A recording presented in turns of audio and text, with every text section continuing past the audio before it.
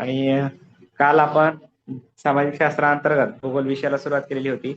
भूगोल विषयाच्या ज्या काही रचना पाठ्यक्रमाच्या आहेत त्यानुसार आपण काल प्राथमिक स्वरूपामध्ये माहिती सुद्धा घेतली होती. पुढे सूर्यमाला या घटकाला सुद्धा हात घातलेला होता. म्हणजे सूर्यमालेची रचना काय असेल, सूर्यमालेतील ग्रहांची स्थिती काय आहे, किती ग्रह आहेत, किती उपग्रह आहेत, इतर सर्व बाबी आपण काल पाहिल्या होत्या. मग या रचनेनुसारच आता ही जी काही रचना पाहिली होती या रचनेला अनुसार आता पुढील आपली जी काही रचना माहिती असेल अभ्यासक्रमाची या घटकाशी संबंधित ती माहिती सुद्धा आज आपल्याला पाहायची आहे. आता याचं एकदा थोडस ओझरतर विजन घेऊया. सूर्यमाला आहे, सूर्यमालेमध्ये कशा कशा समावेश झालेला आहे या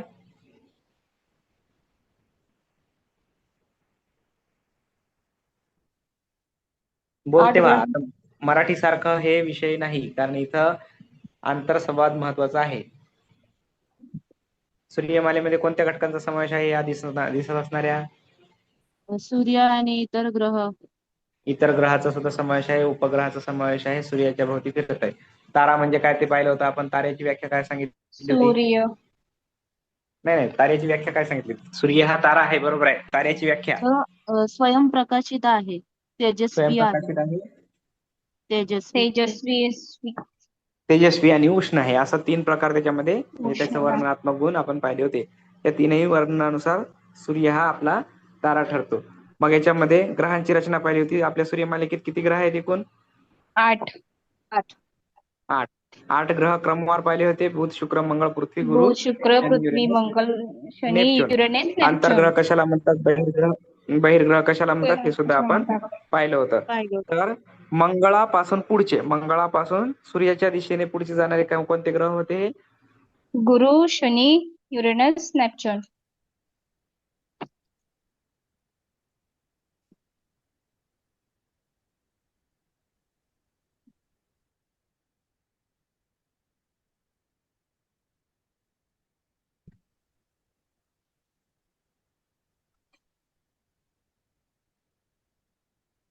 मंगळापासून पुढे जाणारे जे काही ग्रह होते ते ग्रह आंतरग्रह म्हणून आपण अभ्यासले होते.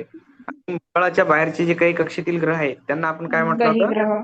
बहिर्ग्रह. या दोन्ही आंतरग्रह आणि बहिर्ग्रहाच्या रचना समजून घेतल्या होत्या. वेगवेगळे वैशिष्ट्य पाहिले होते ग्रहाचे.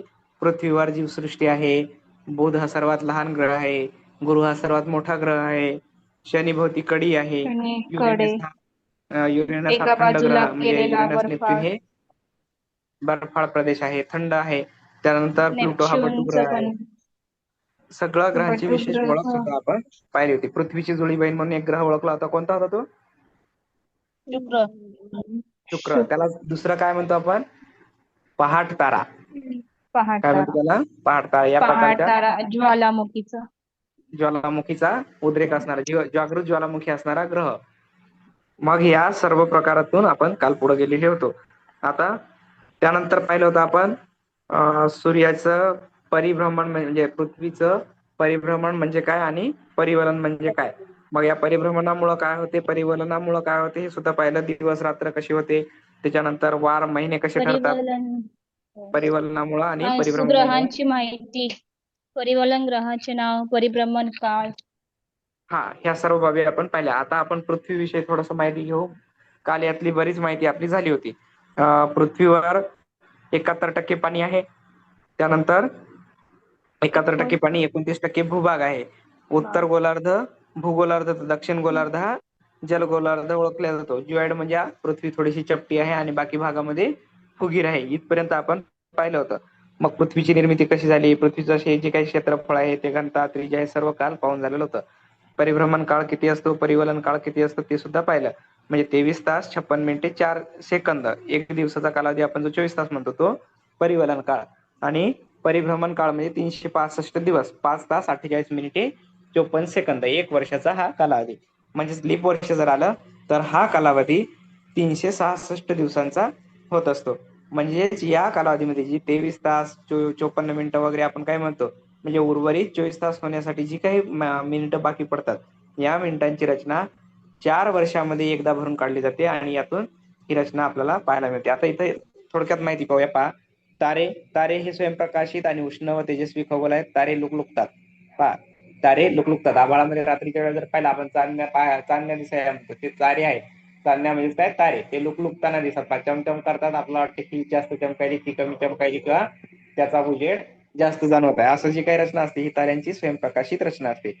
सूर्य हा पृथ्वीपासून सर्वात जवळचा तारा असून तो स्वतःभोवती फिरतो. पहा, सूर्य हा पृथ्वीपासून सर्वात जवळचा तारा आहे आणि तो स्वतःभोवती फिरतो. म्हणजे जसा पृथ्वी फिरते तसं सूर्य सुद्धा काय करतो, स्वतःभोवती फिरतो. आता सूर्य स्वतःभोवतीच फिरतो, इतर ग्रहांभोवती फिरेल का तो?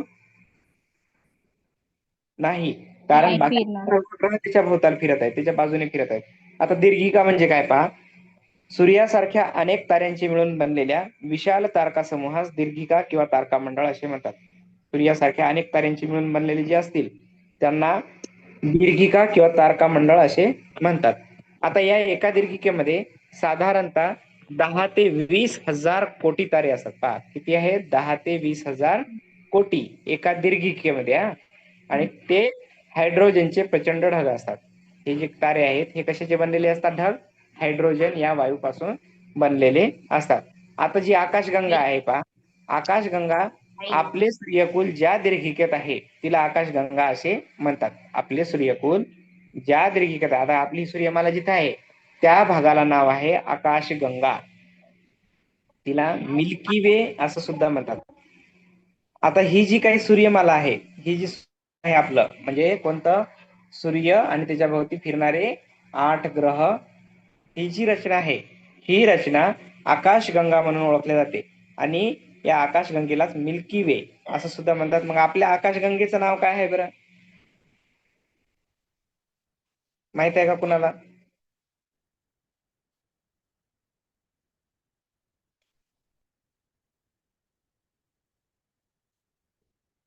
मंदाकिनी. पुढे पहा, आता आकाशगंगा ही झालं, त्यानंतर आकाशगंगेचा विस्तार हा जो काही असतो, आकाशगंगा आपले सूर्यकुल ज्या दीर्घिकेत आहे तिला आकाशगंगा म्हणतात. आकाशगंगेचा विस्तार विश्वाच्या मध्यातून साधारणतः दक्षिणोत्तर दिशेत पसरलेला आढळतो. पहा, जो काही आकाशगंगेचा विस्तार आहे तो दक्षिणोत्तर म्हणजे दक्षिण दिशेकडून उत्तर दिशेकडे पसरलेला आढळतो, दक्षिणोत्तर पसरलेला आढळतो. अँड्रोमेडा, अँड्रो म्हणजे काय पहा, आता अँड्रोमेडा म्हणजे आपल्या आकाशगंगेची जुळी बहीण. पहा, पृथ्वीची जुळी बहीण जसं आपण सूर्य शुक्राला म्हणू लागलो तसाच आपली जी आकाशगंगा आहे तिची जुळी बहीण म्हणजेच काय, अँड्रोमेडा. मिल्की वेच्या तुलनेत हिच्यामध्ये काय असतात, अधिक तारे असतात, तारे भरपूर प्रमाणामध्ये आढळून येतात. आता तारका समूह म्हणजे काय, तारकांचा समूह, अनेक तारका मिळून किंवा चांदण्या मिळून जो काही आपल्याला समूह बनलेला असतो त्याला म्हणायचं तारका समूह. म्हणजेच आकाशातील अनेक ताऱ्यांचा समूह. तारका समूह म्हणजे काय, आकाशातील अनेक ताऱ्यांचा समूह जो असतो त्याला तारका समूह. उदाहरणार्थ अवकाशात उत्तरेला सप्तर्षी हा 7 ताऱ्यांचा समूह आढळतो. पहा, आकाशामध्ये पाहिल्यानंतर आपण काय म्हणतो, नांगरासारखी एखादी रचना दिसते. पहा, चौकोन तीन बाजू लांब पसरलेल्या असतात आणि एक चौकोनासारखं काहीतरी आकृती दिसते आकाशामध्ये. 7 चांदण्या एकमेकांजवळ असलेल्या जाणवतात. मग ह्या 7 चांदण्या ज्या आकाशामध्ये उत्तर दिशेला एकत्र दिसतात त्याला म्हणायचं सप्तर्षी. सप्तर्षी का, तर कारण त्याच्यामध्ये एकूण 7 तारे आहेत. किती तारे आहेत ते, 7 ताऱ्यांचा समूह आहे, म्हणून त्याला सप्तर्षी असे म्हणतात. या सप्तर्षीच्या सहाय्याने आपणास ध्रुव तारा शोधता येतो. ध्रुव तारा पहा, ध्रुव तारा हा नेहमी कोणती दिशा दाखवतो, तर उत्तर दिशा दर्शवित असतो. ध्रुव तारेची विशेष ओळख, ध्रुव तारा हा नेहमी आणि नेहमी कायमस्वरूपी त्याची उत्तर दिशा दर्शवण्याचं काम करतो. त्याची जी शेपूट असते, शेपूट म्हणजे मागचा जो थोडासा त्याला एक निमुळता भाग आहे, तो ध्रुव ताऱ्याचा निमुळता भाग हा उत्तर दिशा दर्शवित असतो. आता ग्रहाची माहिती पाहिली होती आपण काल, ग्रह म्हणजे काय, कसे असतात, किती आहेत, हे सर्व पाहिलं. आता ग्रह म्हणजे काय पहा, व्याख्या दिलेली आहे इथं. ग्रह म्हणजे ग्रह परप्रकाशित असून ज्या मुख्य ताऱ्याभोवती ते फिरतात त्या ताऱ्यापासून त्यांना प्रकाश मिळतो. आता पृथ्वी ग्रह आहे आपला, मग पृथ्वी स्वयंप्रकाशित आहे का? आहे. नाही. तिला कुठून प्रकाश मिळतो, तर तो प्रकाश सूर्य या ताऱ्यापासून ती घेत असते. सूर्यापासून आता चंद्र, मला सांगा, चंद्र स्वयंप्रकाशित आहे का? नाही. नाही. चंद्र प्रकाशमान वस्तू आहे का? नाही. नाही. चंद्र प्रकाशमान वस्तू सुद्धा नाही आणि चंद्राला स्वतःचा प्रकाश सुद्धा नाही. नाही. फक्त त्याच्यावरती सूर्यापासून जी काही तो उष्णता मिळवतो, जो काही सूर्यप्रकाश मिळवतो, त्या सूर्यप्रकाशापासूनच त्याची रात्रीला आपल्याला जो काही उजेड दिसतो किंवा त्याचं परावर्तन दिसतं ते जाणवत असतं. म्हणून चंद्र हा स्वयंप्रकाशित नाही किंवा चंद्र हा प्रकाशमान सुद्धा नाही, असं त्या ठिकाणी आपल्याला दिसून येते. यानंतर पुढचं काय माहिती पाहूया. यामध्ये दिलेली माहिती जी आहे त्यानुसार रचना पहा. उपग्रहांची रचना. आता इथं ग्रहांची रचना पाहिली की याच्यामध्ये ग्रह हे परप्रकाशित आहेत, त्यांना कुठलाही प्रकाश नाही.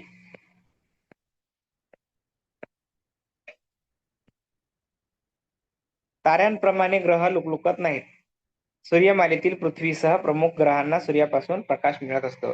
ग्रह लखलखतात का, लपलप करतात का, चांदण्यासारखे चमकताना दिसतात का आपल्याला? नाही. ग्रहांना प्रकाश नाही, त्यामुळे ते लुकलुकत सुद्धा नाही. आता उपग्रह पहा. उपग्रह म्हणजे ग्रहाभोवती फिरणाऱ्या इतर गोलांना उपग्रह असे म्हणतात. जे मुख्य ग्रह आहेत, आता हा पृथ्वी आहे समजा मुख्य ग्रह, आणि या मुख्य ग्रहाच्या भोवती जो काही ग्रह फिरतो उपग्रह त्याला म्हणायचं. याच्या भोवती कोण फिरते मग पृथ्वीच्या भोवती?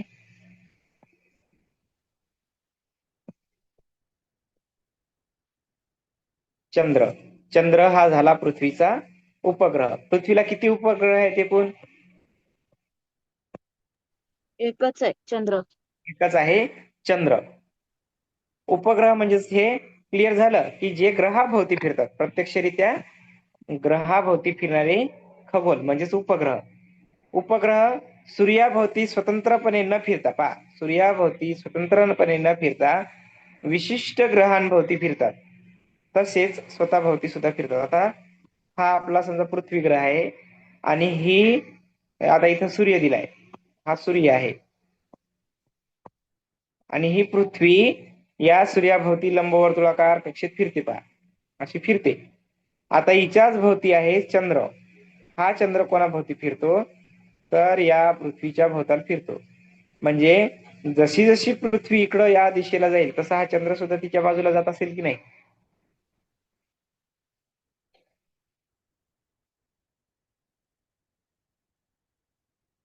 जशी जशी ही पृथ्वी या बाजूला फिरत फिरत जात असेल त्यावेळेस हा चंद्र तिच्या सोबत जातो का नाही फिरत फिरत?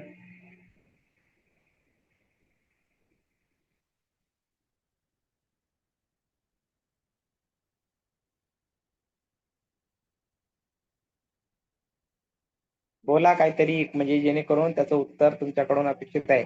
आता हा ग्रह आहे. कोणता ग्रह आहे? हा पृथ्वी. पृथ्वी ग्रहाची जी काही कक्षा आहे ती सूर्याभोवती आपण बनवली, अशी फिरत आहे. त्याचबरोबर हा आहे चंद्र. हा चंद्र या पृथ्वीच्या भोवती फिरत असतो. मग आता मला सांगा की हा जो काही ग्रह पृथ्वी आहे, हा जर समजा असा उत्तरेकडून किंवा पश्चिमेकडून पूर्वेकडे किंवा पूर्वेकडून पश्चिमेकडे फिरत असेल तर हा चंद्र याच्यासोबत फिरेल की नाही? फिरेल. कारण कोणा कोणाभोवती फिरेल हा चंद्र? पृथ्वीभोवती. प्रत्यक्षपणे कोणाभोवती असेल आणि अप्रत्यक्षपणे कोणाभोवती असेल? प्रत्यक्षपणे पृथ्वीभोवती नाही नाही नाही नाही. सूर्याभोवती फिरेल का? प्रत्यक्षपणे सूर्याभोवतीच फिरणार.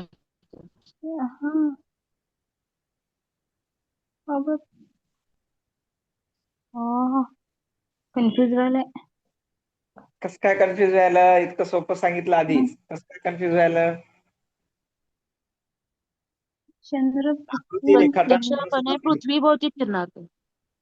प्रत्यक्षपणे हा चंद्र या पृथ्वीभोवतीच फिरणार. तो सूर्याभोवती फिरायला हा चंद्र पृथ्वीभोवतीच फिरणार, सूर्याकडे कुठल्याही पद्धतीने जाण्याचा प्रयत्न करणार नाही. कारण हा ग्रह आहे का चंद्र? उपग्रह आहे. उपग्रह आहे. मग उपग्रह कोणाच्या उपग्रह भोवती आहे फिरतात तो. पहिल्यांदा? ग्रहाच्या भोवती. ग्रहाच्या भोवती फिरतात.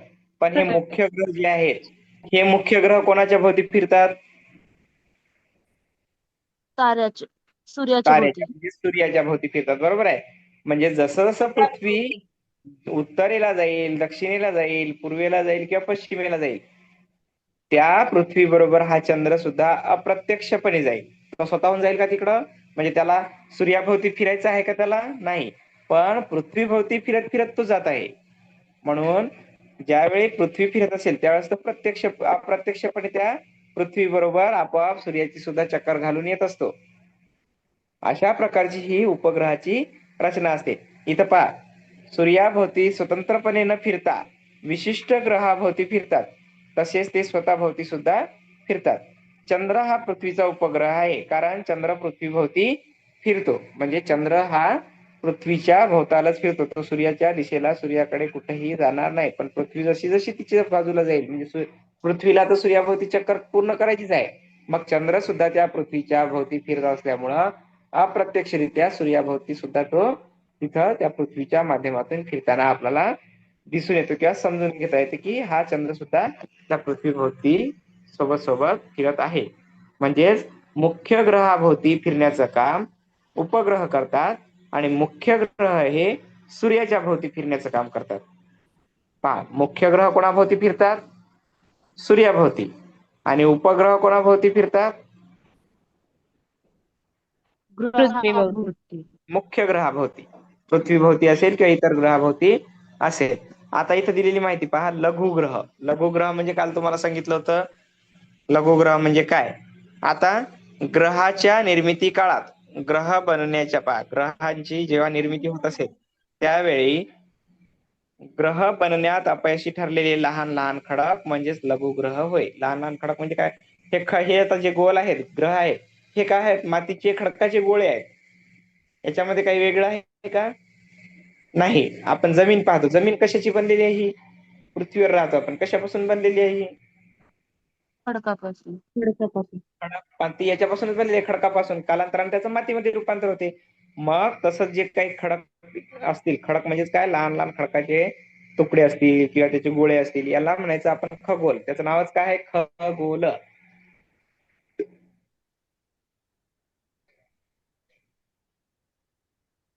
आभाळातले हे गोल, मग हे खडकापासून बनलेले लहान लहान खडकाचे थर असतात किंवा त्या पद्धतीनं ग्रहाची निर्मिती झालेली असते.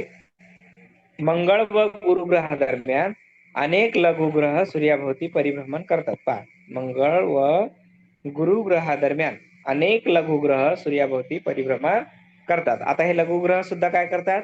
सूर्याभोवतीच फिरण्याचं काम करत असतात. जसं आपला प्लुटो, बटुग्रह म्हणून आपण पाहिला काल, तो सुद्धा कोणाभोवती फिरतो? सूर्याभोवती. सूर्याभोवती. आता पहा, बटुग्रहाची माहिती दिली. सूर्याभोवती प्रदक्षिणा घालणारी लहान खगोलीय वस्तू म्हणजेच बटुग्रह. आता ग्रहाच्या तुलनेमध्ये त्या प्लुटोचं स्थान निश्चित करण्यात आलेलं नाही, कारण ग्रह म्हणून मान्यता जी मिळवायला पाहिजे त्या निकषामध्ये प्लुटो बसत नाही. म्हणून प्लुटोला काय केलंय? ग्रहाचा दर्जा काढून त्याला बटुग्रह म्हटलंय. मग हा बटुग्रह सुद्धा कोणाभोवती फिरतो? सूर्याभोवतीच फिरतो. तो उपग्रह आहे का? नाही. इतर ग्रहाभोवती तो फिरेल का? नाही. मग तो फक्त कोणाभोवती फिरेल? दिलेल्या ताऱ्याभोवती म्हणजे सूर्याभोवतीच फिरणार आहे. बटुग्रहाच्या पाहता प्लेटो हा आता बटुग्रह मानला गेलेला असून त्याचा परिवलन काळ 6.38 दिवस तर परिभ्रमण काळ 248 वर्षे आहे.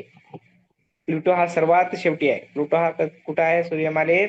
या सूर्यापासून सर्वात शेवटी हा असा लांबच्या लांब अंतरावर आहे, दूर अंतरावर आहे. म्हणून याची कक्षा सुद्धा पहा. आता जवळच्याची कक्षा कमी असेल की जास्त असेल?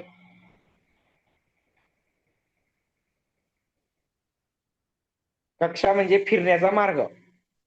मग ही कक्षा जवळ असणाऱ्या ग्रहाची कशी असेल बरं? सूर्यापासून कमी असणार. कमी असेल. आणि जर सूर्यापासून जो ग्रह सर्वात लांब आहे त्याची किती असेल? जास्त असेल की कमी असेल? जास्त असणार. जास्त असेल. जास्त. मग हा प्लुटो हा सर्वात शेवटी इथं आहे. समजा युरेनस नेपच्यूनच्या नंतर प्लुटो. मग हा प्लुटो जर सर्वात शेवटी असेल तर सूर्याभोवती फिरायसाठी ज्याला जी लंबवर्तुळाकार कक्षा दिलेली आहे ती इतर ग्रहांच्या तुलनेत कमी असेल का जास्त अंतरावर असेल? जास्त. जास्त अंतरावर आहे. म्हणून प्लुटोला या सूर्याभोवती फिरण्यासाठी कालावधी सुद्धा किती कमी लागणार का जास्त लागणार? जास्त लागणार. जास्तच लागणार आहे. मग इथं किती कालावधी लागतो त्याला? तर एकूण 248 वर्ष एवढा लागतो म्हणते कालावधी. पुढे पहा, धूमकेतू. आता धूमकेतू कशाला म्हणायचं? चांदण्या रात्री आकाशात क्वचित आढळणारा शेपूट असलेला गोल म्हणजेच धूमकेतू. म्हणजे असा एखादा ग्रह असेल आणि त्याला अशी बारीकशी शेपूट असते, किंवा हे असा असतो आणि हे असं असं काहीतरी त्याला शेपटी सारखं दिलेलं असते. मग ही जी अशी रचना असते, या रचनेला म्हणायचं धूमकेतू. चांदण्या रात्री आकाशात क्वचित आढळणारा शेपूट असलेला गोल म्हणजेच धूमकेतू. आता ही धूमकेतूची शेपूट नेहमी कोणाच्या विरुद्ध असते, तर सूर्याच्या विरुद्ध असते. धूमकेतूची शेपूट म्हणजे सूर्य जर इथं असेल, सूर्य जर इथं असेल असा, आणि हा इथं जर धूमकेतू असेल, तर त्याची जी शेपूट आहे ती सूर्याच्या विरुद्ध बाजूने असते. म्हणजे इकडं असेल का ती शेपूट, नाही तर या बाजूला झुकलेली असेल, त्याच्या विरुद्ध बाजूला. सूर्याच्या विरुद्ध बाजू कोणती आहे, ही आहे की ही आहे, माझ्या डाव्या हाताकडली. म्हणजे तुमच्या सुद्धा कुठली असेल, डाव्या हाताकडची बाजू ही शेपुटाची बाजू आहे. मग हे शेपूट जे असते ते धूमकेतूच्या माध्यमातून आपल्याला पाहायला मिळते. आता या धूमकेतूलाच काय म्हणतात पहा, तर धूमकेतू ही जी काही आहेत, या धूमकेतूचे जे काही शोध लावले ते फ्रेड व्हिपल या खगोलतज्ञाने 1950 पर्यंत 6 धूमकेतू शोधले होते म्हणते. आता यावर काही प्रश्न असे काही नाहीत, पण धूमकेतूचं काय विचारलं शकतं तुम्हाला, की त्यांचा कालावधी, दीर्घ मुदतीचे कालावधी कोणते आहेत किंवा कमी मुदतीचे कालावधी किती आहेत, हे असं समजा विचारू शकते. मग इथं पहा, यालाच काय म्हणतो आपण, धूमकेतूचा अंतर्भाग विविध घटकांच्या बर्फाळ समुच्चयाने बनलेला असतो, असे मत व्हिपल यांनी मांडले. त्यानुसार त्यांनी धूमकेतूचे काय केलं, नामकरण dirty snowball. Dirty snowball. Snow म्हणजे काय बरं, बर स्नो म्हणजे बर्फ. म्हणजे या बर्फाळ समुच्चयापासून बनलेला असल्यामुळे हा धूमकेतू याला डर्टी स्नोबॉल असे म्हटले जाते. म्हणजे डर्टी स्नोबॉल असं जर नाव आलं तर काय आहे, तो धूमकेतू असणार आहे. धूमकेतू. आता हे दीर्घ मुदतीचे धूमकेतू म्हणजे काय पहा, सूर्याभोवती एक फेरी पूर्ण करण्यास 200 वर्षापेक्षा अधिक ज्याला काळ लागतो ते म्हणायचं दीर्घ धूमकेतू, दीर्घ मुदतीचे धूमकेतू. आणि अल्प मुदतीचे धूमकेतू जे म्हणतात याला म्हणायचं हे 200 वर्षापेक्षा कमी काळ लागतो याला. कशाभोवती फिरण्यासाठी, सूर्याभोवती एक फेरी पूर्ण करण्यासाठी. सूर्याभोवती एक फेरी जर पूर्ण करायची असेल तर अल्प मुदतीच्या धूमकेतूंना 200 वर्षापेक्षा कमी काळ लागतो, आणि दीर्घ मुदतीचे जे धूमकेतू आहेत यांना 200 वर्षापेक्षा सुद्धा जास्त काळ लागत असतो. आता यामध्ये हॅलेचा धूमकेतू हा दर 76 वर्षांनी दृष्टीस पडतो. आता तुम्हाला प्रश्न येतो, हॅलेचा धूमकेतू किती वर्षांनी दृष्टीस पडतो, किंवा दर 76 वर्षांनी दृष्टीस पडणाऱ्या धूमकेतूचे नाव काय. पहा, प्रश्न आहे दोन प्रकारे. हॅलेचा धूमकेतू दर किती वर्षांनी दृष्टीस पडतो असा प्रश्न येईल, किंवा हॅलेचा धूमकेतू दर 76 वर्षांनी कोणता धूमकेतू आढळून येतो, मग तो हॅलेचा धूमकेतू असं तुम्हाला उत्तर लिहिणे अपेक्षित आहे. याआधी तो 1986 मध्ये दृष्टीस पडला होता. 86 ला तो दिसला होता म्हणते. आता पहा, राशी नक्षत्र. आपण राशी भविष्य पाहत असतो, वेगवेगळे पंचांग पाहतात लोक. मग या राशी नक्षत्राचं जे काही आहे ते सुद्धा आपण पाहूया. आता सूर्याला स्वतःभोवती फिरण्याचा संक्रमण मार्ग, म्हणजे सूर्याचा स्वतःभोवती फिरणे म्हणजे कोणता, भ्रमण मार्ग. हे स्वतःभोवती फिरायले म्हणजे काय करायला, सूर्य परिभ्रमण करायला आहे का परिवलन करायला आहे, परिवलन. परिवलन करायला लागला आहे. मग हा सूर्याला स्वतःभोवती फिरण्याचा जो काही संक्रमण मार्ग आहे तो पूर्ण करण्यास 1 वर्ष म्हणजे 12 महिने लागतात. कोणाला 12 महिने लागतात, सूर्याला स्वतःभोवती फिरण्याला. म्हणजे स्वतःभोवती जर सूर्याला फिरायचं असेल तर त्याला 12 महिने लागतात. 12 महिने म्हणजे 1 वर्षाचा कालावधी लागतो.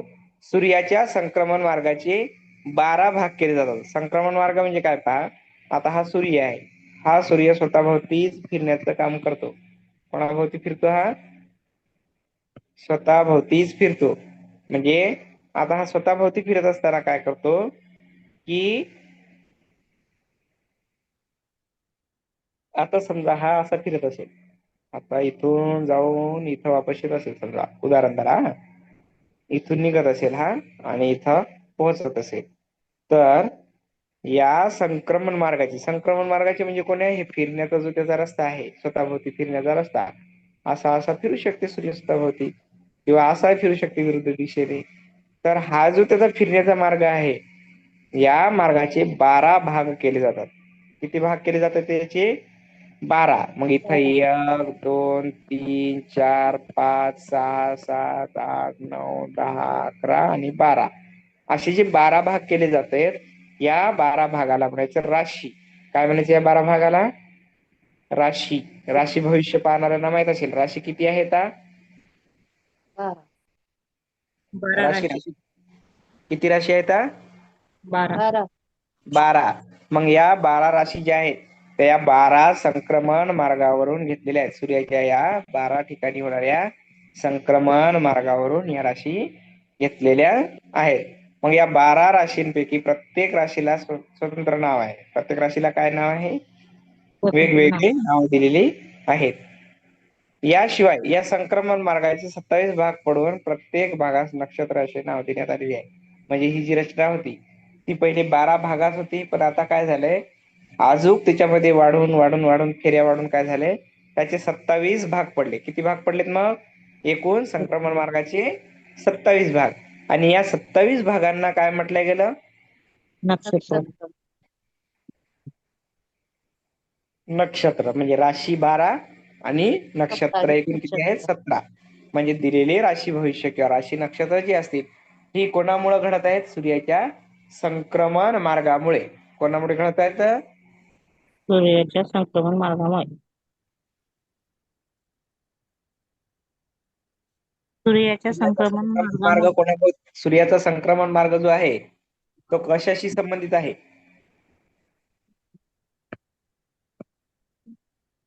राशीशी राशीशी आहे, त्याचबरोबर नक्षत्राशी आहे, आणि सर्वात महत्वाचं म्हणजे सूर्याच्या स्वतःभोवती फिरण्याशी संबंधित आहे. सूर्याच्या स्वतःभोवती फिरण्याशी संबंधित आहे. कारण सूर्याला इतर ताऱ्याभोवती किंवा इतर ग्रहाभोवती फिरण्याची गरज आहे का? नाही. नाही. त्यामुळे तो स्वतःभोवतीच फिरत असतो, आणि स्वतःभोवतीच फिरत असताना त्याच्या ज्या काही गती आहेत त्या गती सुद्धा तो या ठिकाणी दाखवत असतो. आता पुढचं पहा, हे राशी नक्षत्र झाले. म्हणून या सूर्य आपल्या संक्रमण मार्गात 12 राशी किंवा 27 नक्षत्रातून भ्रमण करतो असे आपण म्हणतो. आता हा सायरियस म्हणजे श्वान म्हणजे काय बरं? कुत्रा. श्वान म्हणजे कुत्रा. पण इथं हा श्वान म्हणजे कुत्रा नाही, तर इथं सायरियस श्वान हे वेगळं नाव आहे, आणि हे एका ताऱ्याचं नाव आहे. तारा जो असतो ना चमचमणारा, त्या ताऱ्याचं नाव आहे. विश्वातील सर्वात प्रकाशमान तारा, पहा, विश्वातील सर्वात प्रकाशमान तारा जो आहे तो आहे सायरियस श्वान. त्याचं नाव काय आहे? सायरियस श्वान. सर्वात तेजस्वी आहे विश्वामध्ये म्हणजे आपल्या सूर्यापेक्षाही तो कितीतरी पटीनं तेजस्वी आहे. सूर्यापेक्षा 24 पटीनं अधिक प्रकाशमान आहे म्हणून पाहते. किती पटीनं? 24 पटींनी जास्त प्रकाशमान आहे. कोण? सायरियस श्वान. कोणापेक्षा? सूर्यापेक्षा. कॅनिस मेजर नक्षत्र समूहातील या ताऱ्याचा परिघ सुमारे 14,95,98,020 किलोमीटर आहे म्हणते. पहा, त्याचा परिघ म्हणजे ही त्याच्या फिरण्याची दिशा. कोणाची? या सायरियस श्वानची. किती आहे? सुमारे 14,95,98,020 किलोमीटर. म्हणजे एवढी मोठी आहे. पहा, एवढी मोठी म्हणजे आपण विचार करत गेलो तर आपले गावाच्या गाव म्हणजे जे काही भोवतालचे आहेत ती सर्व माहिती त्यामध्ये मिळून जाऊ शकते. अनेक गावं, अनेक समूह जरी एकत्रित केले एवढ्या क्षेत्रफळाचे, तरीही त्याची भर होणार नाही. अशा प्रकारचा हा जो आहे सायरियस श्वान. आणि हा मेजर कॅन्डी या समूहामध्ये, कॅनिस मेजर या समूहातील या ताऱ्याचा परिघ सुमारे एवढा एवढा असतो. आता मग हा सायरियस श्वान कुठं आढळतो? कॅनिस मेजर नक्षत्र समूहात.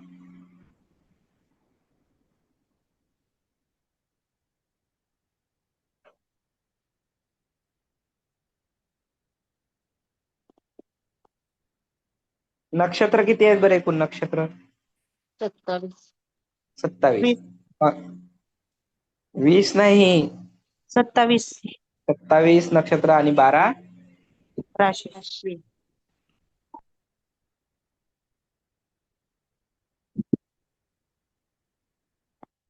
आता पहा, इथं दिलेली महत्वाची माहिती, प्रकाश वर्ष. आता प्रकाश म्हणजे उजेड आणि वर्ष म्हणजे काय ते पाहूया. प्रकाश वर्ष हे नाव का पडलं, त्याची संबंधित माहिती काय आहे हे आता या ठिकाणी पाहूया. आता मला सांगा, सुरुवातीला ही जी काही प्रकाश वर्षाची रचना आहे, ही रचना पाहण्याच्या आधी मी तुम्हाला काहीतरी समजा एक माहिती विचारतो, त्या माहितीचं उत्तर द्या. आता हे जे तारे किंवा ग्रह आहेत पहा, आपले तारे आता इथं सूर्य हा तारा दाखवतो मी. एक प्रकारचा काय घेतला, सूर्य हा तारा घेतला. या सूर्याच्या आणि इतर जे काही तारे असतील आभाळातले, आकाशातले, हे एकाच्या जवळजवळच आहेत का हो? एकमेकांच्या जवळजवळच आहेत काय सर्व?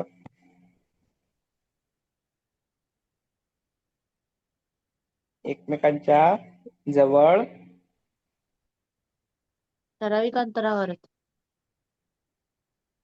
ठराविक अंतरावर आहेत. बरं, मी फक्त प्रश्न एवढा केला, जवळ आहेत का, म्हणजे जवळ आहेत का म्हणजे ठराविक अंतरावर आहेत, बरोबर आहे. ते सर्व असे म्हणजे जवळ म्हणजे कसं म्हणतोय मी, की त्यांच्यामध्ये काहीच असं अंतर नाही का? अंतर आहे की नाही? आहे. आहे. हे ठराविक अंतर आहे, बरोबर आहे. कुणामध्ये कमी असेल, कुणामध्ये जास्त. जास्त सुद्धा असेल. मग ह्या ज्या रचना आहेत कमी किंवा जास्तच्या, या रचनेनुसार जर आपण अभ्यास केला तर काय लक्षात येते, आता तुमच्या घरापासून तुमचं जे काही कार्यालय आहे, शाळा असेल किंवा ऑफिस असेल, हे अंतर आपण मोजतो का? नाही. नाही मोजत. असं कसं होईल बरं? मोजतो ना. म्हणजे किती समजा तुम्ही किलोमीटर रोज नसाल असेल? मोजत, रोज नसाल मोजत, पण तुम्हाला जर कोणी विचारलं तुमचं शाळा आणि तुमच्या घरातलं अंतर किती, तर तुम्ही काय सांगसाल? किती किलोमीटर आहे, किती मीटर आहे? किती किलोमीटर मध्ये आहे. मग 5 असेल, 10 असेल, 20 असेल, 50 असेल, बाय चान्स जे काय असेल ते, कुणाचं जवळ असेल, कुणाचं दूर असेल. मग हे अंतर आपण जे किलोमीटर मध्ये सांगतो, तसं आता या ताऱ्यांमधलं अंतर किलोमीटर मध्ये सांगता येईल का? नाही.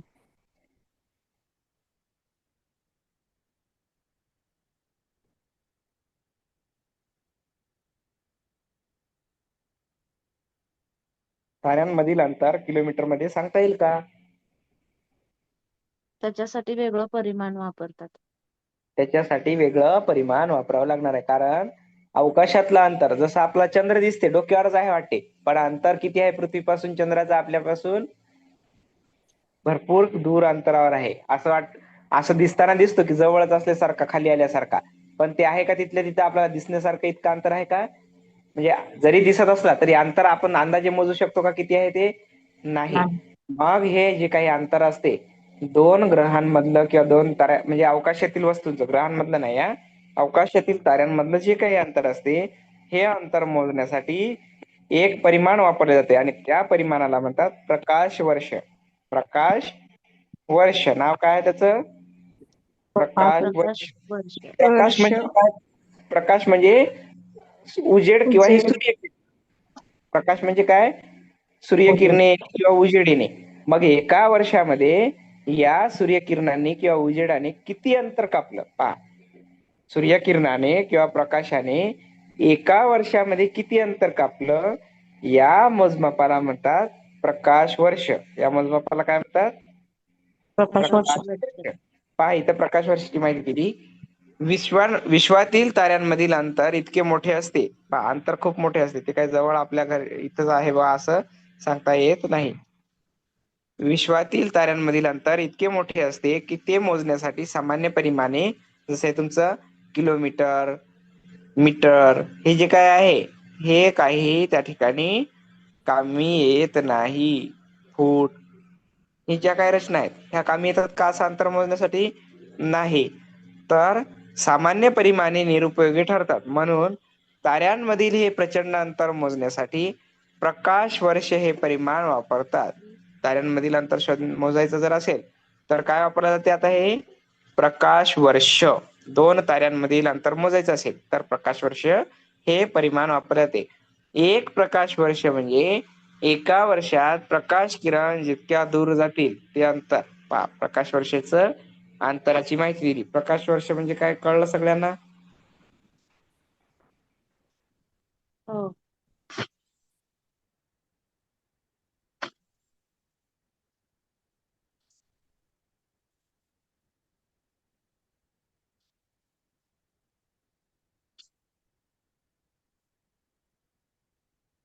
प्रकाश वर्ष म्हणजे काय कळलं का नाही? कळले सर. प्रकाश वर्षामध्ये कशाचा आधार घेतला जातो मोजण्यासाठी अंतर? एका वर्षातील अंतर. सूर्यकिरणांचा. एका एका वर्षात वर्षामध्ये सूर्यकिरण. प्रकाश किरण जितक्या दूर गेले तितक्या दूर अंतरावरील अंतर म्हणजे एक प्रकाश वर्ष. हे प्रकाश वर्ष वेगवेगळ्या ग्रहांवर ताऱ्यांवर वेगवेगळं असते. आपल्या इथं आपण ते एका प्रकाश वर्षामध्ये किती ऊन घेतलं यावरून अंदाज बांधत आहोत. मग प्रत्येक ठिकाणी तसं आपल्याला पाहायला मिळते. सर आता ह्या सर्व रचना ज्या सर आहेत, हा सर मग पृथ्वी सूर्यापासून किती प्रकाश वर्ष अंतरावर आहे? किती प्रकाश वर्ष अंतरावर आहे? आता इथं तुम्हाला पहा, सूर्य आणि पृथ्वी मधील अंतर दिलेलं होतं काल. बाजू घ्या ही.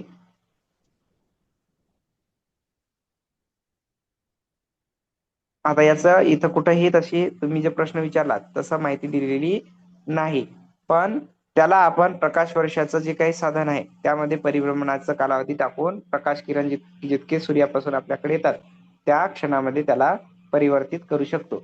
म्हणजेच आपल्याकडे सूर्यप्रकाश येण्यासाठी किती वेळ लागतो पृथ्वीवर? 8 मिनिटे 20 सेकंद. 8 मिनिटे 20 सेकंदामध्ये प्रकाश किरण आपल्या पृथ्वीवर येतात.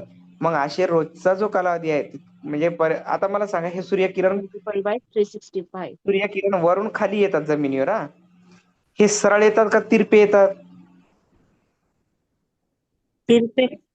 तिरपे येतात. आणि जमिनीला टेकून हे काय होतात असतात बरं?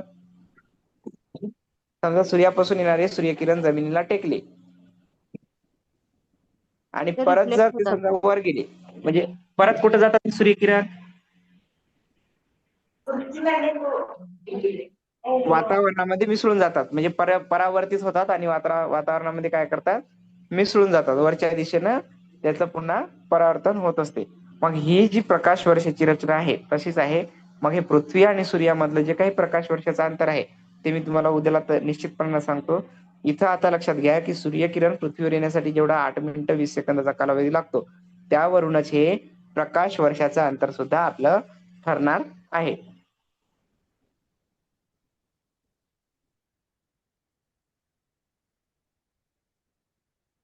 आता पुढील जी काही माहिती आहे त्या माहितीला पाहूया. इथं आपल्याला काल पृथ्वीच्या स्थिती पाहिल्या होत्या. मग हे उपसूर्य स्थिती आणि अपसूर्य स्थिती याच्यावरती प्रश्न येतो.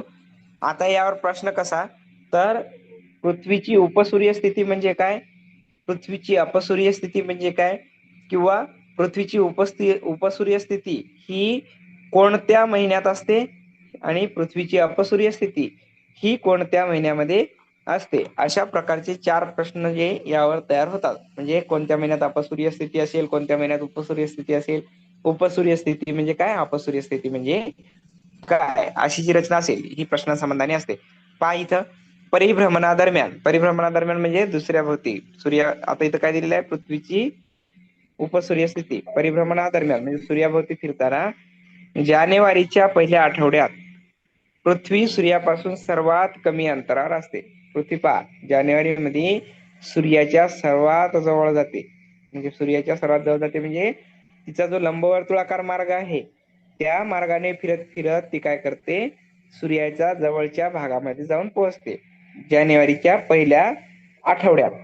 मग ही जी स्थिती असते पृथ्वीची सर्वात कमी अंतरावर असण्याची, त्या स्थितीला म्हणायचं पृथ्वीची उपसूर्य स्थिती. काय म्हणायचं तिला, पृथ्वीची उपसूर्य स्थिती. आता उपसूर्य आणि अपसूर्य लक्षात कसं ठेवायचं पहा, अंतर जर कमी असेल त्याला काय म्हणायचं, उपसूर्य उपसूर्य. स्थिती. अंतर कमी असेल, कमी उप, आता अशा लक्षात ठेवू शकता तुम्ही, कमी मार्क असणारा उपविजेता असतो. काहीही लक्षात ठेवा तुम्ही तुमच्या मनानं, कमी मार्क पडले तो उपविजेता झाला, असं मी लक्षात ठेवलं होतं त्यावेळेस अभ्यास करताना. म्हणजेच कमी अंतरावरचा उपविजेता म्हणजेच काय, तर उपसूर्य उपसूर्य. स्थिती असते. आणि जी काही परिभ्रमणाची उपस्थिती आहे पहा, आता अपसूर्य स्थिती म्हणजे काय, परिभ्रमणादरम्यान पृथ्वी जुलैच्या पहिल्या आठवड्यात सूर्यापासून जास्तीत जास्त अंतरावर असते. जुलै महिन्यात पृथ्वी सगळ्यात जास्त लांब असते म्हणजे सूर्यापासून. म्हणजे तिचा जो लंबवर्तुळाकार मार्ग आहे त्या मार्गात सर्वात लांब असते म्हणते जुलै महिन्यामध्ये पृथ्वी. मग ही पृथ्वीची अपसूर्य स्थिती होय. जवळ असली की उप आणि दूर असले की अप, असं लक्षात ठेवायचं. यावेळी पृथ्वीच्या आसाचे टोक उत्तर टोक सूर्याकडे असते. जसं ध्रुव तारा उत्तर दिशा काय दाखवतो, सूर्याच्या विरुद्ध दिशा दाखवतो, तसं यावेळी काय होते, पृथ्वीच्या आसाचे टोक हे सूर्याकडे असते. परिभ्रमणाचे परिणाम काय होतात? परिभ्रमण केलं नाही. परिभ्रमण म्हणजे काय बरं? स्वतःभोवती फिरणे की सूर्याभोवती फिरणे? सूर्याभोवती फिरणे. सूर्याभोवती फिरणे. मग या परिभ्रमणाचे काय होतात परिणाम खालील प्रकारे जाणवतात आपल्याला. हे परिणाम कोणते तर पाहूया. सूर्याचे भासमान भ्रमण होते. भासमान भ्रमण होते. दिवस रात्रींची असमानता असते. दिवस कुठं 12 तासाचा असतो, कुठं 13 तासाचा असतो, कुठं 8 तासाचा सुद्धा असतो. अशा प्रकारचा दिवसांमध्ये सुद्धा फरक पडते. ऋतूची निर्मिती होते. ऋतू हिवाळा, पावसाळा आणि उन्हाळा असे जे काय आपले ऋतू आहेत, या नैसर्गिक ऋतूमध्ये सूर्याच्या परिभ्रमणामुळे म्हणजे सूर्यापासून पृथ्वीच्या परिभ्रमणामुळे हे प्रकार जाणवत असतात. तापमानाचे कटिबंध पट्टे तयार होतात. आता सूर्याचे तापमान आहे, जे सूर्याचं भासमान भ्रमण जे आहे, पृथ्वीचे परिभ्रमण व तिच्या आसाचे कलने यामुळे सूर्य उत्तरेकडे व दक्षिणेकडे गुंतलेला किंवा सरकल्याचा भास होत असतो. हे सूर्याचे भासमान भ्रमण होय. भ्रमण म्हणजे काय? भ्रमंती करणे. मग कसं भ्रमंती होते पृथ्वीचे परिभ्रमण व तिच्या आसाचे कलने यामुळे सूर्य उत्तरेकडे वा दक्षिणेकडे सरकल्याचा भास होतो. म्हणजे मूळ त्याची दिशा जी आहे ती दिशा सोडून तो इतर ठिकाणी गेल्याचा काय होतो? भास होतो. हे सूर्याचे भासमान भ्रमण होय. 21 जून रोजी सूर्य दक्षिणेकडे 21 जून रोजी सूर्य दक्षिणेकडे, तर नंतर 22 डिसेंबर रोजी सूर्य उत्तरेकडे मार्गस्थ होतो. म्हणजे पहिल्यांदा 21 जून रोजी सूर्य दक्षिणेकडे जाते आणि 22 डिसेंबर रोजी उत्तरेकडे जाते. या 2 दिवसाला म्हणायचं आयन दिन. काय म्हणायचं यांना? आयन दिन. मग आयन दिन म्हणजे काय? तर 22 डिसेंबर आणि 21 जून या 2 तारखा, 21 जून 22 डिसेंबर. 22 डिसेंबर नंतर पृथ्वीचा उत्तर ध्रुव जो असतो तो सूर्याकडे असतो. त्यामुळे सूर्य उत्तरेकडे सरकू लागतो. सूर्य उत्तरेकडे सरकत असतो. 22 डिसेंबरच्या आधी की नंतर? नंतर. मग या 22 डिसेंबरच्या नंतर सूर्य उत्तरेकडे मार्गस्थ होतो. या दिवसाला आयन दिन म्हणतात. आता उत्तरायण. उत्तरायण म्हणजे काय? तर 22 डिसेंबर नंतर पृथ्वीचा उत्तर ध्रुव सूर्याकडे झुकतो. पृथ्वीचा उत्तर ध्रुव कोणाकडे झुकतो म्हणते? ह्या 22 डिसेंबरच्या नंतर सूर्याकडे झुकतो किंवा कलतो. त्यामुळं सूर्य उत्तरेकडे सरकू लागल्याचे भासते. म्हणजे सूर्य कुठं सरकत नाही, पण आपल्याला असं वाटते की बा सूर्य उत्तरेकडे गेला. आता आपण सकाळी सूर्य कुठं निघलेला पाहतो? पूर्वेकडे. आणि संध्याकाळी मावळतीचा सूर्य कुठं पाहतो? पश्चिम दिशेत. पश्चिमेकडे. मग मला सांगा, सूर्य सकाळी जर पूर्वेला उगवत असेल आणि पश्चिमेला मावळत असेल, तर हा सूर्य फिरत फिरत जातो का त्या ठिकाणी? नाही. सूर्याभोवती फिरतो. सूर्य फिरत फिरत जात नाही, तर काय होत? त्याच्या भोवती कोण फिरत जाते? पृथ्वीच फिरत जाते. म्हणून पृथ्वीच्या काही भागामध्ये अंधार येते, तर काही भागामध्ये काय असते? उजेड असतो. म्हणून त्याला दिवस किंवा रात्र असं आपण सुद्धा ते काल पाहिल्यानुसार म्हणू शकतो. म्हणजे आपल्याकडे जर सूर्याची रचना जी दिलेली आहे त्या रचनेनुसार प्रत्येक दिवसाला आपल्याला वेगवेगळ्या प्रकाशाचा अनुभव हा येत असतो. मग ही सूर्याची जी रचना आहे ती आता याच्यावर कळली असेल. उपसूर्य म्हणजे काय आणि अपसूर्य म्हणजे काय. उप म्हटल्यानंतर काय करायचं सांगा? उपसूर्य म्हटल्यानंतर काय कमी असायला पाहिजे? अंतर कमी असायला पाहिजे. मग आणि अपसूर्य म्हटल्यानंतर काय असायला पाहिजे? अंतर जास्त. जुलैच्या कोणत्या आठवड्यात किंवा जुलैच्या कोणत्या आठवड्यात? पहिल्या. पृथ्वीची अपसूर्य स्थिती असते. मग असा प्रश्न आला, कोणत्या महिन्यात अपसूर्य स्थिती असते? तर जुलैच्या पहिल्या आठवड्यामध्ये. ह्या बाबी महत्वाच्या आहेत. आता हे सूर्याचं भासमान भ्रमण पाहिलं, याच्यामध्ये 21 जून आणि 22 डिसेंबर या 2 तारखा महत्वाच्या आहेत. आता इथं उत्तरायण दिले 22 डिसेंबर नंतर पृथ्वीचा ध्रुव उत्तर ध्रुव सूर्याकडेच कलतो, सूर्याकडे कललेला असतो. त्यामुळं सूर्य उत्तरेकडे सरकल्याचं आपल्याला जाणवते. सूर्य कुठेही सरकत नाही, आपली पृथ्वीच त्या सूर्याभोवती फिरत असते. त्यामुळे आपल्याला वाटते की बा सूर्यच फिरायला काय, पण सूर्य कुठेही फिरत नाही. सूर्य हा स्वतः त्याच्या भोवती फक्त फिरत असतो. इतर ग्रहांच्या किंवा उपग्रहाच्या भोवती तो कधीही फिरत नाही. मग ही जी सगळी काही रचना आहे, या रचनेनुसार आपल्याला ह्या सर्व बाबी जाणून घेता येतात. म्हणजेच आता इथे दिलेली रचना जी असेल, सूर्याचं भासमान, भ्रमण, उत्तरायण, दक्षिणायन, ह्या सर्व बाबी इथं बऱ्यापैकी तुमच्या सर्वांच्या क्लिअर झालेल्या असतील असं मला वाटते. झालेत का क्लिअर? कोणी असं आहे हो का सर. की ज्याला हे उत्तर ध्रुव कळला नाही, दक्षिण म्हणजे उत्तर ध्रुव, दक्षिण ध्रुव किंवा इतर बाबी कळलेल्या नाहीत, असं कोणी जर असेल तर त्यांनी काय करायचं, उत्तर ध्रुव, दक्षिण ध्रुव पाहताना नकाशाचा आधार घेऊन हे शोधून काढायचं.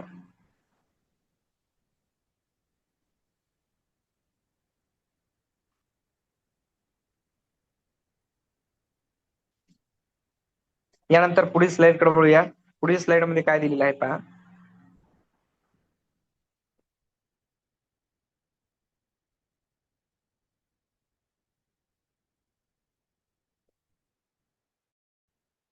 त्याच्यामध्ये आपल्याला उत्तरायण, दक्षिणायन दिलेलं होतं.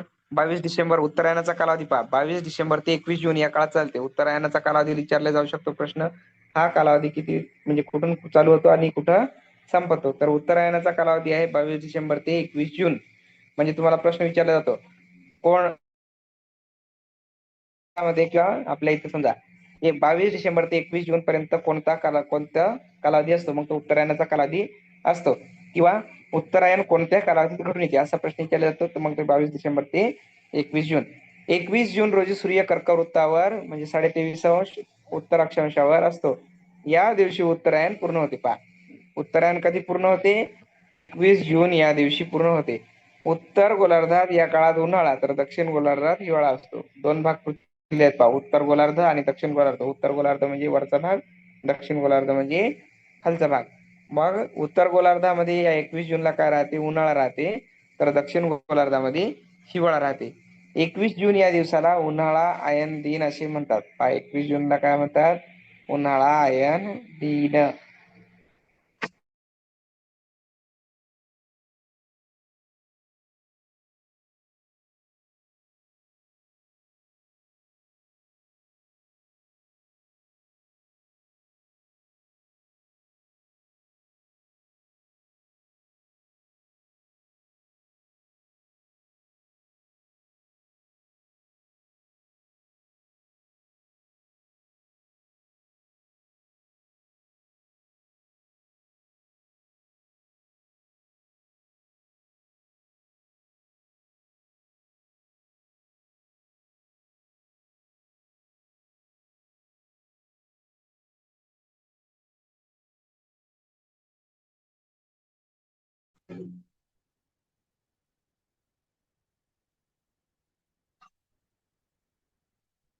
काहीतरी नेटवर्क प्रॉब्लेम होता, ते अचानक स्क्रीन बंद झाली होती. सर्वांना आवाज पोहोचतोय?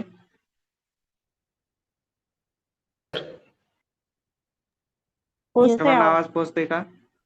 येतोय सर आवाज.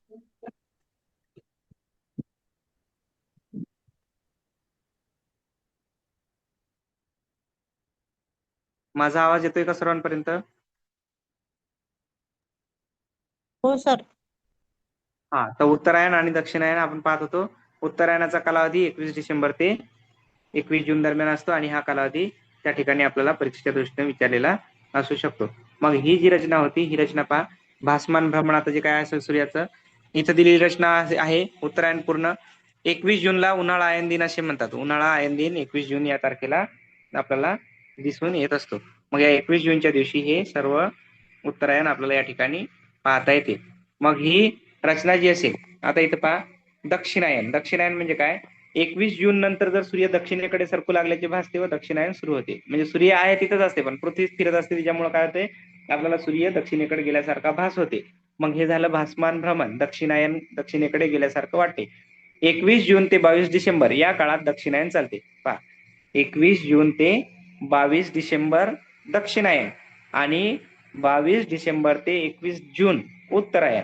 तारखा उलटसुलट झाल्या नाही पाहिजे. प्रश्न याच्यावरती जर आला तर दोन्ही तारखा लक्षात राहिल्या पाहिजे की 21 जूनला काय होते आणि 22 डिसेंबरला काय होते. 21 जून पासून ते 22 डिसेंबर पर्यंत दक्षिणायन, तर 22 डिसेंबर पासून 21 जून पर्यंत उत्तरायण असते. ही सर्व रचना पृथ्वीच्या परिभ्रमणामुळे घडून येत असते. 22 डिसेंबर रोजी सूर्य मकर वृत्तावर 23.5 दक्षिण अक्षवृत्तावर असतो. या दिवशी दक्षिणायन पूर्ण होते. दक्षिण गोलार्धात या काळात उन्हाळा तर उत्तर गोलार्धात हिवाळा असतो. 22 डिसेंबरला काय होते पहा, हिवाळा आयन दिन म्हणतात. 22 डिसेंबरला काय म्हणतात, हिवाळा आयन दिन असे याचं वर्णन केलं जातो. आता एक लक्षात घ्या, 22 डिसेंबर हा कोणता दिवस आहे, हिवाळ्यातला दिवस आहे. मग 22 डिसेंबर हा सर्वात लहान दिवस आहे. कसा आहे दिवस, सर्वात लहान दिवस आहे. आणि 21 जून हा सर्वात मोठा दिवस आहे. मग हे दोन्ही दिवस लक्षात राहिले पाहिजे. आता दिवस रात्रीची असमानता म्हणजे वेगवेगळे का असतात हे दिवस रात्र पहा. आपण म्हणतो 12 तास दिवस असते, 12 तास रात्र असते. असं होत नाही, हे आपला अंदाज आहे. पण प्रत्येक दिवशी दिवस रात्रीची असमानता असते. दिवस रात्र वेगवेगळ्या तासाचे असतात.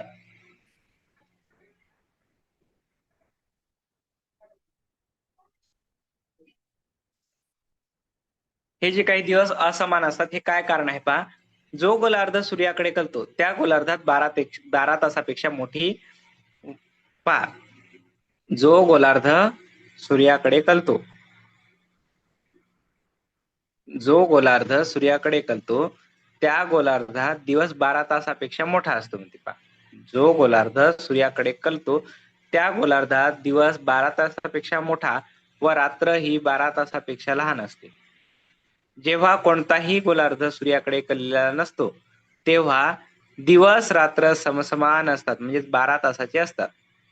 मग हे जेव्हा कोणीकडेच सूर्य झुकलेला नसतो किंवा कललेला नसतो असं आपल्याला भासते किंवा दिसते, त्यावेळी दिवस आणि रात्र हे बरोबर 12 तासाचे असतात. 12 तासाची रात्र आणि 12 तासाचा दिवस असतो. मग हे दिवस असे कोणते आहेत पहा, तर 22 मार्च व 23 सप्टेंबर.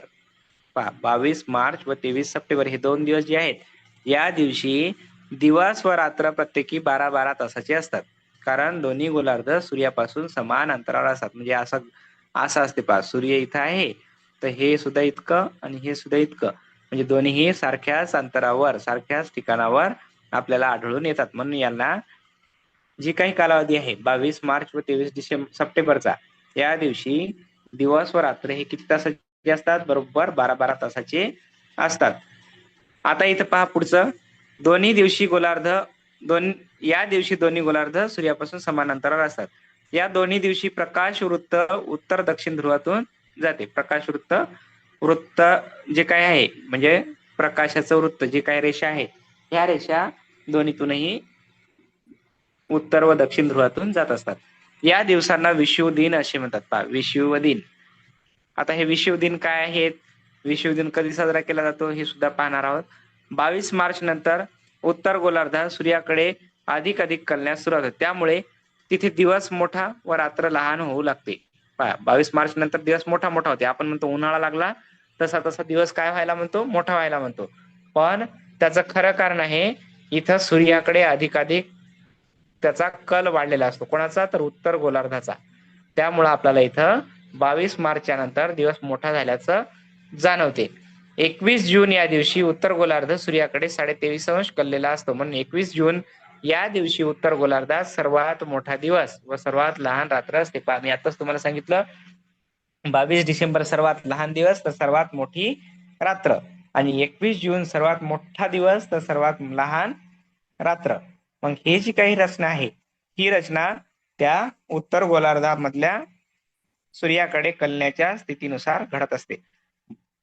21 जून दिवशी 66.5 उत्तर अक्षवृत्तावर आर्टिक वृत्त जे आहे 24 तासाचा दिवस असतो. 24 तासांचा दिवस असतो. मग हे दिवस रात्र दोन्ही आले. या काळात 90 अंशाच्या अक्षवृत्तावर उत्तर दक्षिण ध्रुव जे आहे, उत्तर ध्रुव, यामध्ये 6 महिने दिवस असतो. 6 महिने दिवसच राहते म्हणून 6 महिने अंधारच राहते. म्हणजे जर अशी पृथ्वी असेल आता ही, आणि या सूर्यापासून जर तिला प्रकाश मिळत असेल, तर या पुढच्या भागामध्ये जे उजेड पडायला हे अशी चालला असा, तर या पुढच्या भागामध्ये जो उजेड पडतो हा 6 महिने कायमस्वरूपी उजेडच राहतो. आणि इकडचा जो भाग अंधारामध्ये आहे या भागामध्ये सुद्धा 6 महिने अंधारच राहते. अशी ही रचना या विषुववृत्ताच्या उत्तर ध्रुव दक्षिण ध्रुवाच्या फरकामुळे जाणवत असते. दक्षिण गोलार्धात या काळात नेमकी याच्या उलट स्थिती असते. म्हणजेच 21 जून रोजी दक्षिण गोलार्धात सर्वात मोठी रात्र असते. 21 जून रोजी दक्षिण गोलार्धात सर्वात मोठी रात्र असते. आता उत्तर गोलार्धात सर्वात मोठा दिवस असते आणि दक्षिण गोलार्धात सगळ्यात मोठी रात्र असते. 66.5 अंश दक्षिण अक्षवृत्तावर याला म्हणतात अंटार्क्टिक वृत्त 24 तासाची रात्र, तर 90 अंश दक्षिण अक्षवृत्तावर 6 महिने अंधार असतो. हे 6 महिन्याचा कालावधी दिलेला आहे आणि 6 महिने उजेड 6 महिने अंधार अशाच प्रकारचं या ठिकाणचं स्वरूप या उत्तर आणि दक्षिण अक्षवृत्तामध्ये विषुववृत्तामध्ये आपल्याला पाहायला मिळते.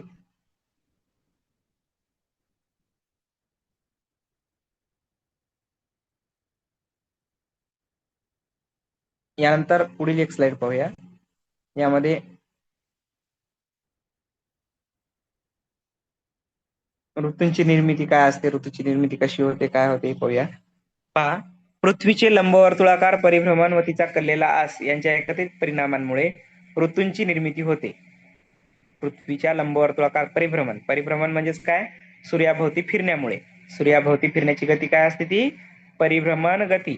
मग या सूर्याभोवती फिरण्यामुळे काय होते की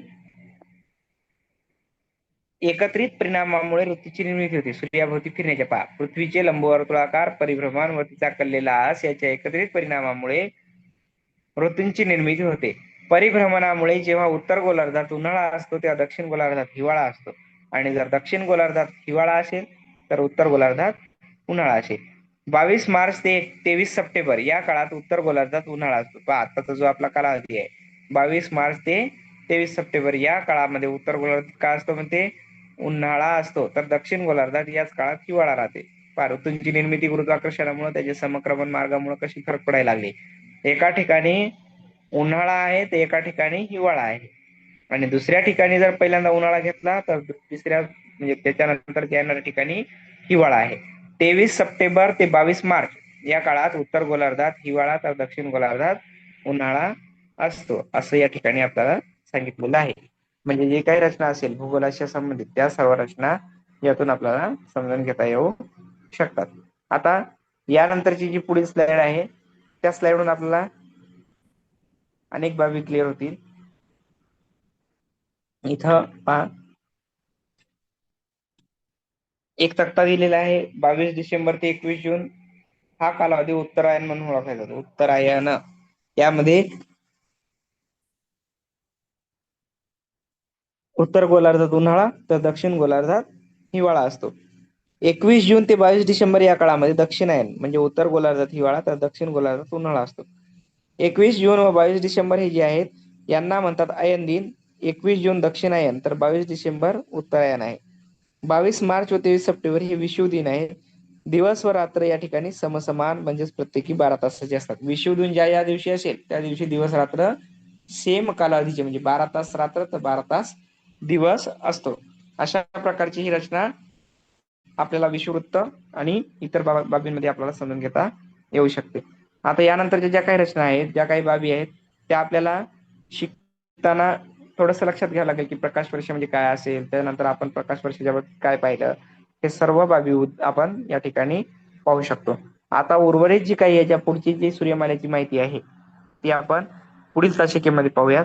पुढील तासिकेमध्ये पाहत असताना यामध्ये अक्षवृत्त म्हणजे काय, रेखावृत्त म्हणजे काय, विषुववृत्त म्हणजे काय, कोणत्या भागाला 66.5 अंश म्हणायचं, कोणत्या भागाला 33.5 अंश म्हणायचं, 25 अंश म्हणायचं, हे सुद्धा पुढील तासिकेमध्ये आपण पाहणार आहोत. म्हणजेच आता आजची जी काही तासिका होती ही कालच्या तासिकेतील उर्वरित भाग, त्यामध्ये सूर्याचं सूर्यग्रहण असेल, चंद्रग्रहण असेल, हे सुद्धा आपल्याला पाहायचं आहे. आजच्या तासिकेमध्ये आपण या ठिकाणी जी काही उत्तरायण दक्षिणायनाची रचना आहे ती पाहून या ठिकाणी थांबूयात. पुढील तासिकेमध्ये आपण नव्या पाठ्यघटकासह लगेच आपल्यासोबत कनेक्ट राहूयात. तर इतिहास बी तुम्हीच घेणार का सर? तसं सध्या काही सांगण्यात आलेलं नाही. बहुतेक इतिहास दुसरे सर घेतील कोणीतरी. हो. सध्या भूगोलाचं माझ्याकडे दिलेलं आहे. भूगोलाचं मी आणि जनगणनेची कामं असल्यामुळं सध्या शिक्षकांचं जे काही नियोजन आहे ते मलाही माहित नाही.